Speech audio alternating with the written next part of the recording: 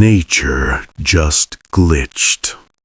A dinosaur in Wyoming was found with traits that shouldn't exist for another 50 million years. The discovery of Ahvaytum in the mummy zone shatters the official timeline.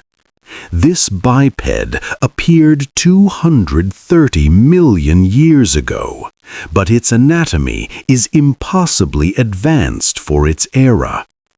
It has bird-like features and mammalian hooves that textbooks claim developed much later.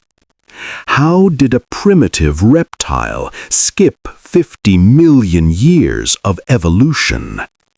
Something doesn't add up. If the fossil record is this broken, is our entire history misdated? Are we staring at a glitch in the past? Is our origin story a total error?